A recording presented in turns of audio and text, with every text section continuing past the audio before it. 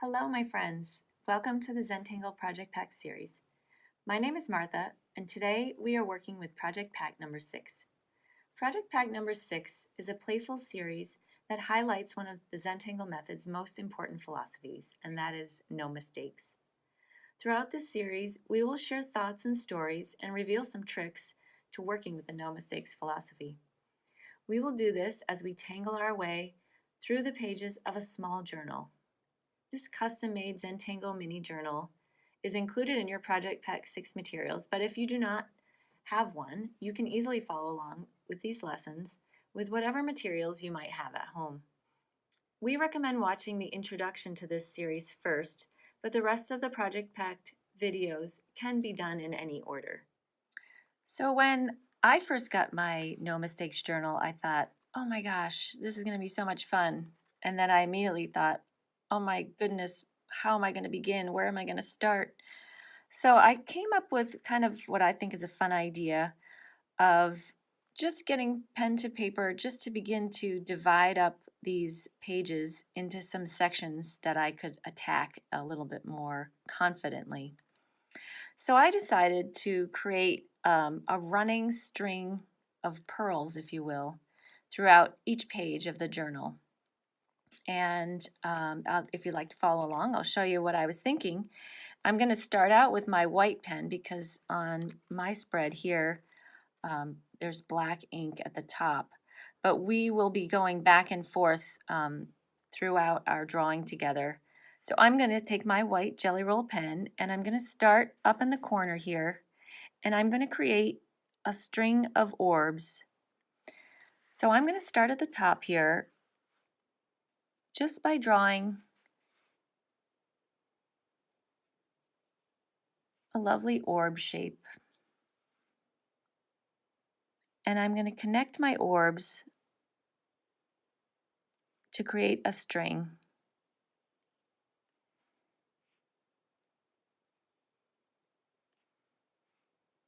And my orbs don't have to be perfectly round shapes. In fact, they're much more interesting if they're not. Because I'm mostly drawing on black here, I continue the drawing on the white even though you actually can't see it. And I'm going to go back with my black pen in a minute once I officially switch over to that. So I can no longer see with this one. And I'm going to work with the black 01.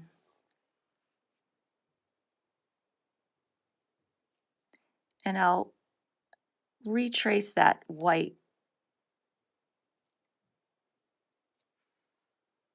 like that. And I'm going to have this string meander its way across the pages.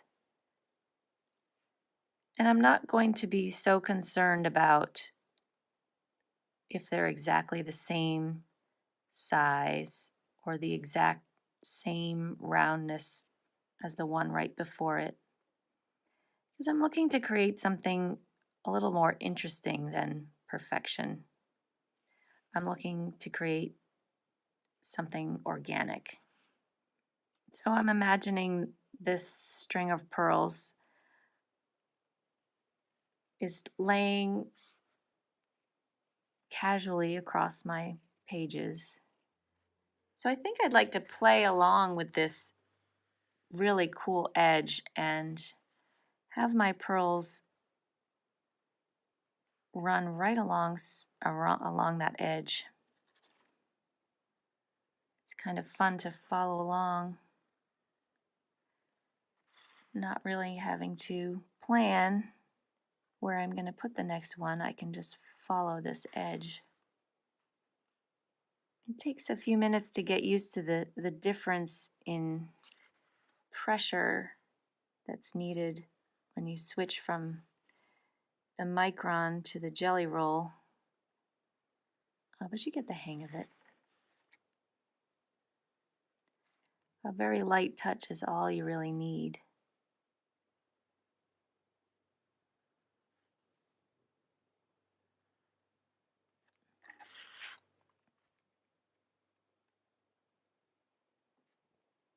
So now I'm going to go back along my string of pearls and I'm going to add a little rounding or just a little dramatic detail that sort of connects all of these orbs into a more comprehensive string, if you will. And feel free to retrace your lines, or you can leave them, whichever feels right to you. And I'm kind of going along one side, and then I'll go back down the other side. I'm picking up my white pen to sculpt.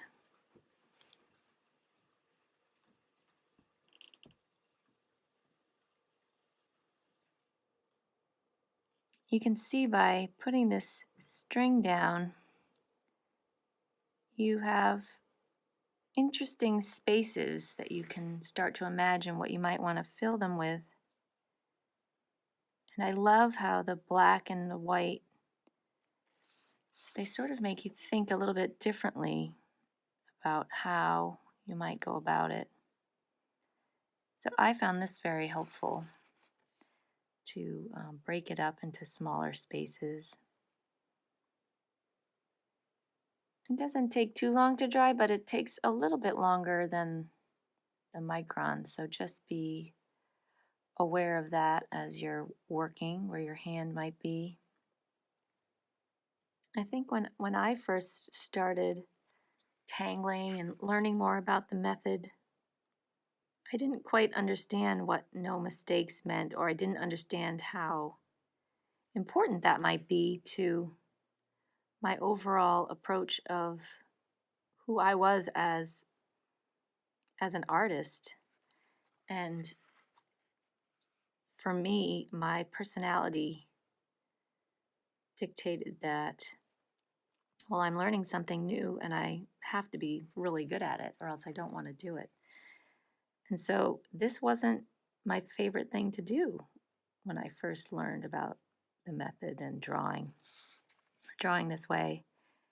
And it wasn't until I realized what a gift this no mistakes actually is. It's really just permission to love your work, love what you've created, even if it wasn't the fully intended stroke or outcome. It's something that you've made and you've poured yourself, your effort into, and it's beautiful. I think the first time I really figured this out was I was, working on a tile and wasn't happy with the results at all.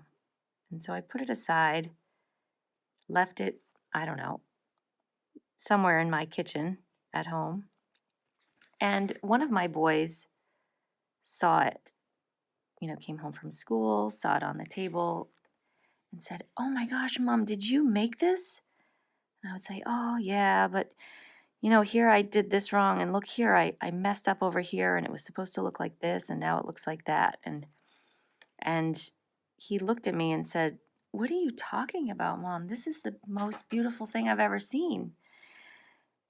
And I didn't want to tell him he was wrong. What was he to think if I said, "Well, no, you're wrong. This is terrible, and I did a bad job." So I decided to take his word for it and to try to look at what I had created in his eyes, through his eyes, instead of what I was seeing. And I realized that he was right. It really was beautiful, and I could hardly even notice where the mistake was or where I had gone wrong or done something that I originally didn't intend. I was only seeing how I reacted to it, which was to put down another line, to do something to change the focus, to change the direction from "it's not supposed to be like this" to "here it is. This is exactly how it was supposed to be the whole time." So I guess I have Wyatt to thank for that perspective, in that what I had created was exactly perfect and there were no mistakes in it. I think that's what No Mistakes does. It lets us put those emotions away and invite more beauty and confidence into what we're doing.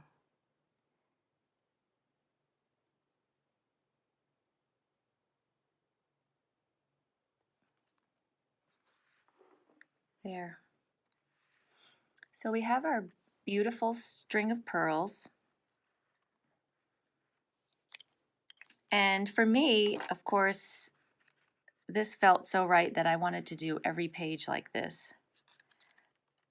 You don't have to do that if you don't want to, but I'll just show you a few pages of mine. So where one string ends on this page, it continues along the next page, bouncing along. So anyway, you can see how I've strung these pages, and now I feel like I have a safe space to play. I want to pick a space to work in that has, you know, a good amount, a good surface area, because I'm going to work with a spiral string.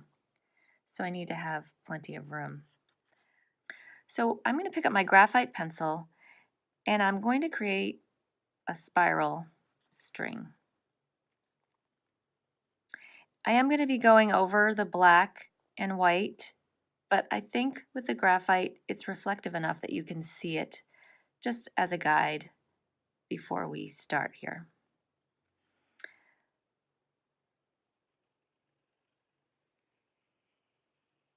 So this spiral is going to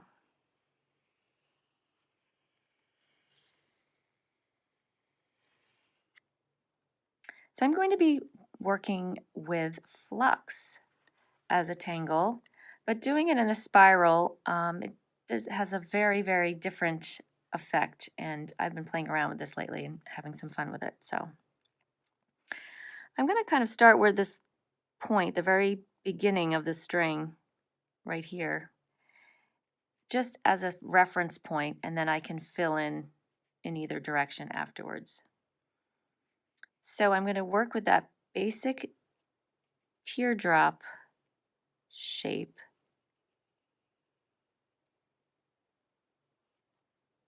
So you saw how I went up, I hit the string and came around. I'll fill that in so you can see it.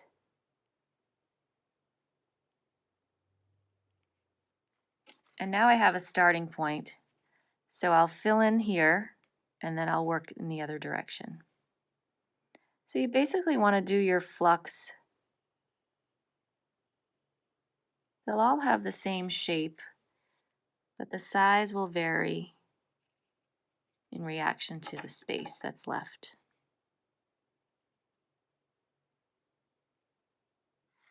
And now I'll work from this direction.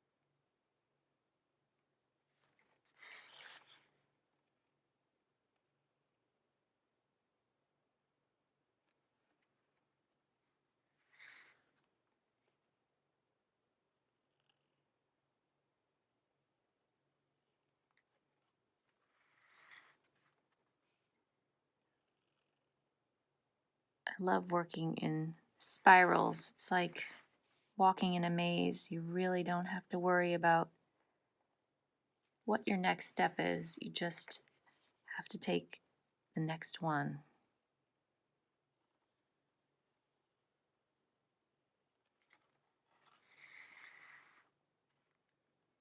Now that we've sort of come to an opening here, I think I'm going to venture off a bit and maybe shift the direction of my flux petals.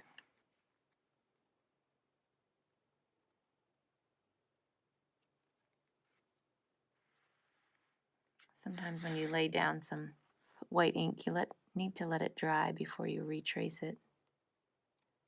So I'll come back to that one. I'm going to go back in and fill in some of these spaces that are left behind. So we have, some white space here in between. And so I'm going to go in and ink that area in,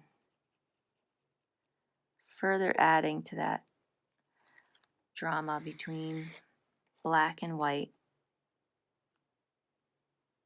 You can choose to use your Micron 08 at this point if you want, or keep using the 01 as I'm doing. Just enjoying that quiet rhythm of inking in. We all have different spreads of ink on our journals, so I'm really looking forward to seeing how your interpretation of this comes out.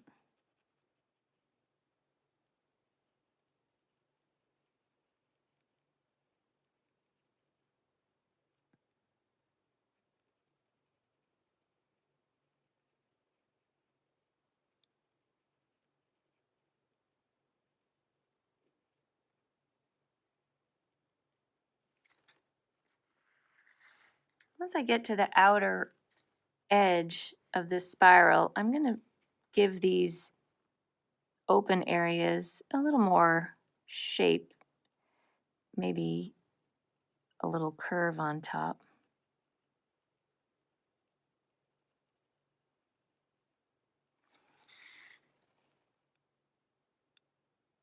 Like this. It's almost as if there's another layer of these petals behind. It's funny how you'll see, is it black on white or is it white on black? After a while, it's hard to tell.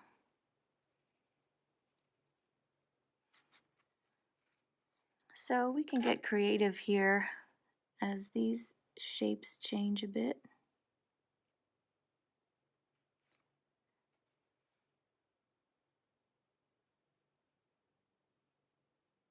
Tucking them in.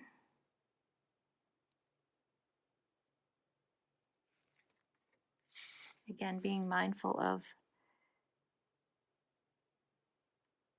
the white gel ink does take just a minute to dry.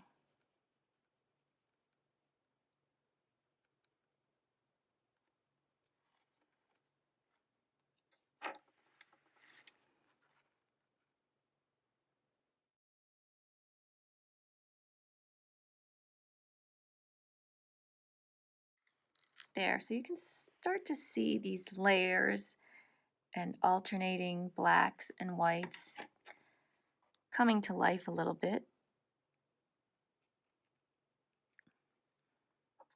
So one of my favorite embellishments with flux is just that simple, delicate line down the petals.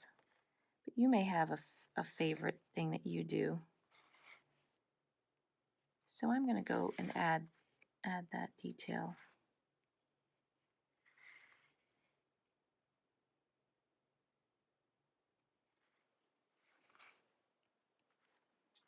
Maybe a few playful dots.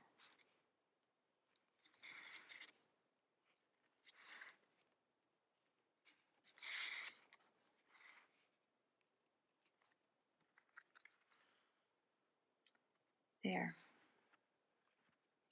So from here, I think I'm going to add a couple of my sort of favorite go-to tangles and maybe alternate back and forth in a fun way.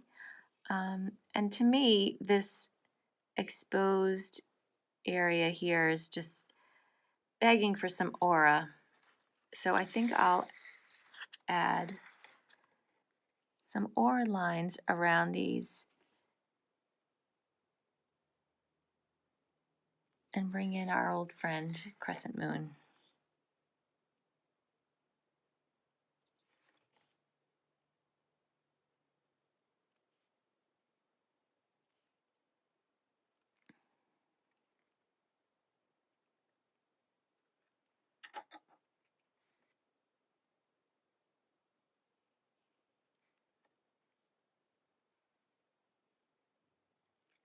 dancing back and forth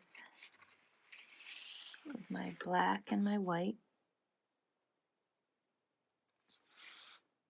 Well, and perhaps one more layer.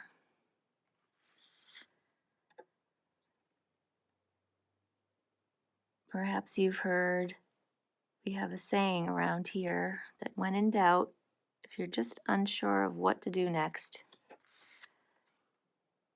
aura is the answer.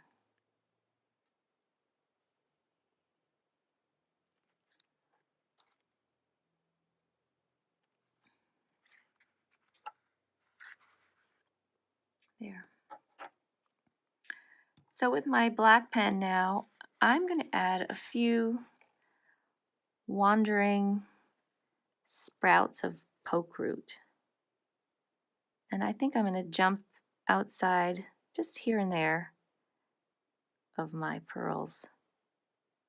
So I'll start with a stem and create a longer stem.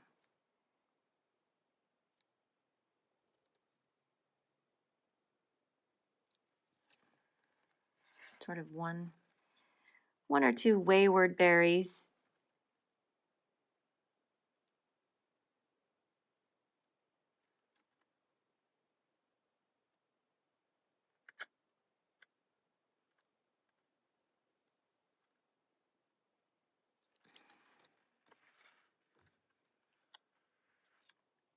And I'm going to add just a few of these.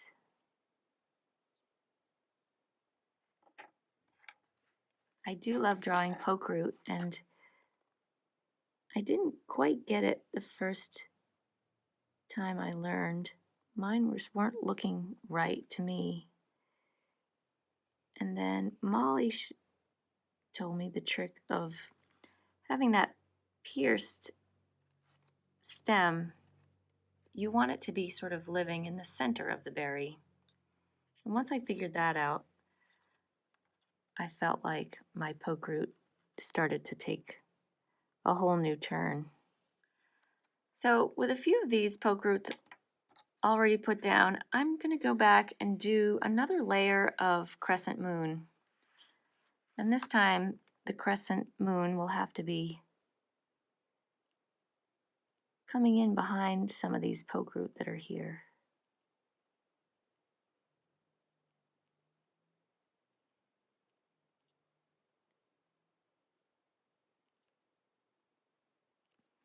Carefully nestling them in behind.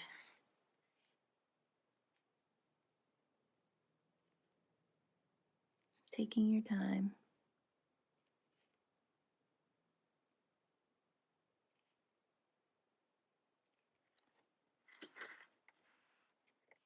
When we learn new tangles, we often think that that's the only way to do it, but even with crescent moon, I don't know if I've actually ever done it the same way twice. It never quite looks like the first time I did it or the second time I did it. And I kind of love how that gives me the freedom to just react to my space and have that half moon or ladybug shape fill in wherever it needs to be.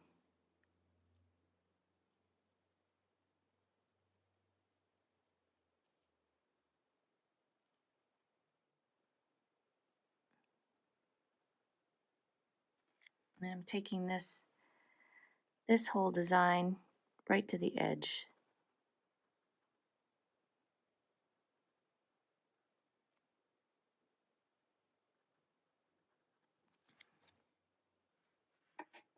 Maybe I'll add just one more playful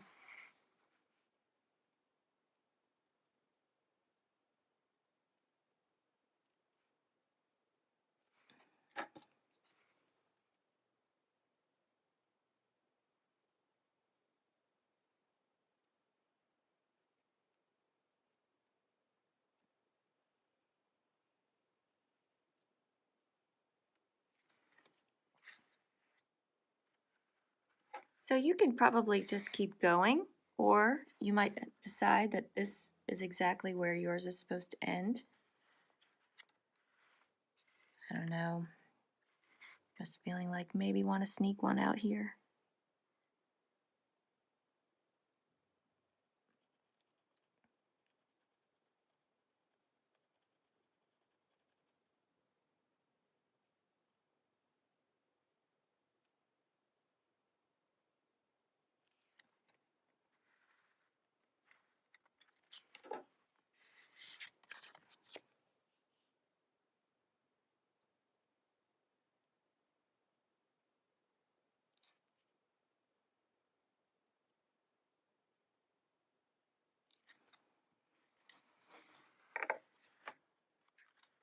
So I think I'm going to add some shading and highlighting to this fun spiral activity. So I'm going to pick up my graphite pencil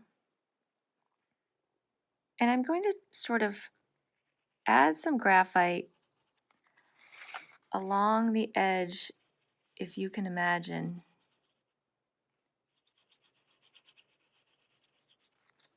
where your original string was in pencil.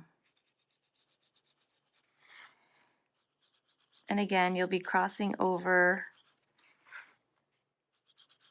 black inked paper and white paper. We'll figure that out in a minute.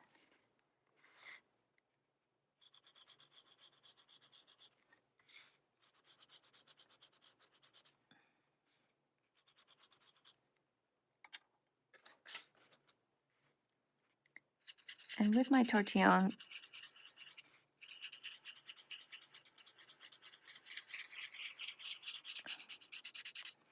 I'm going to smooth that in.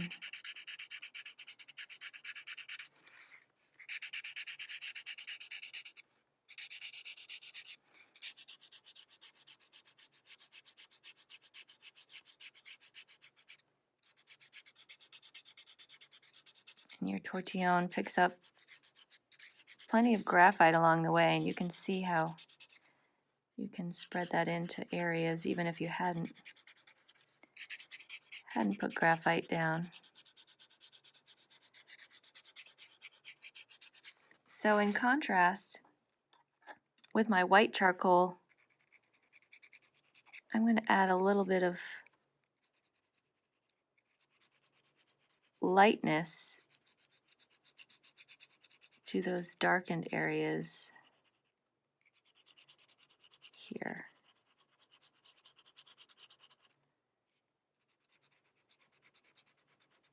It's all about reacting to whatever is on your journal page. And because I'm working with both black and white, I'm actually using the same tortillon. You can choose to try to keep them separate, but I'm enjoying how they complement each other. And again, calling into question, is it black on white or is it white on black?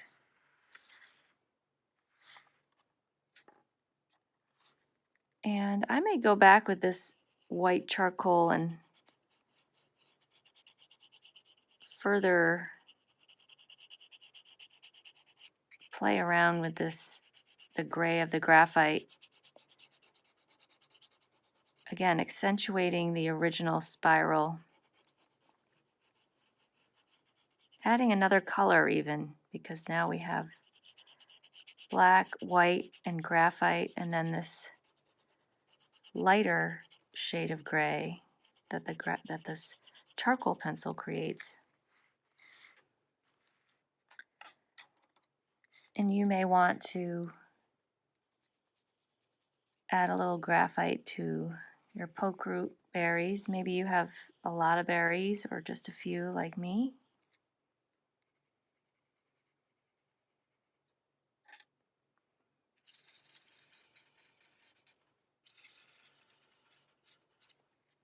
When adding graphite to your work, I personally tend to be a little conservative with it at first, but always leaving that option open to go back and add more once I have a look at everything.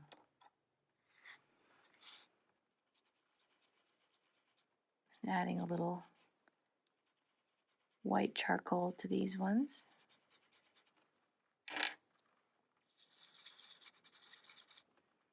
Again, it's a little bit of a different touch, much lighter touch.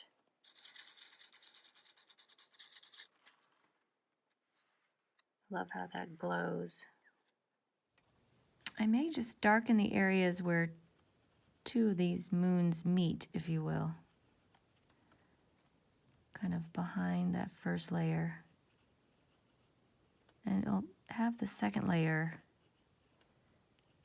fall into the background a little bit.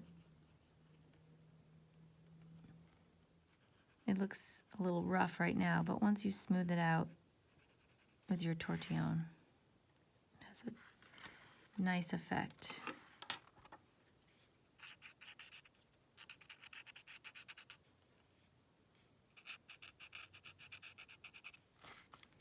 Again, there's no need to add any graphite to the black ink because, of course, it can't get any darker than it already is.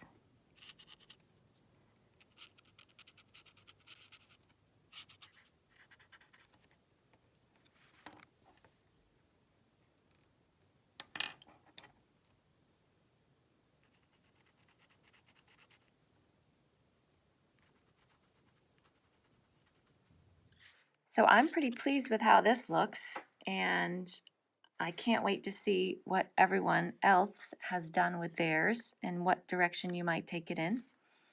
I've been working on my journal for a little while, so I thought I would just share just a few pages of what I've done so far. So you can see that I've really taken this idea of putting a string of pearls all throughout my book. So I've started with the cover, which is really fun to draw on as well. And here's our page that we worked on together. And another page of string. It was fun just coming up with fun little curves and bends. And here's a page that I started with playing around with a tangulation or a combination of two tangles, which is Huggins and Cadent. So that was pretty fun. Wonderful exercise in black and white. And here I mixed another two tangles that I've been having a lot of fun with lately that we're calling whales, and that's a combination of well and bales. And here is the original that I sort of practiced, if you will, before you and I got to do it together. So just a little bit different, but you can see where the concept came from. So I hope you enjoyed this lesson. I certainly did, and I appreciate you taking the time to spend it with me. I look forward to tangling with you again. Have a great day.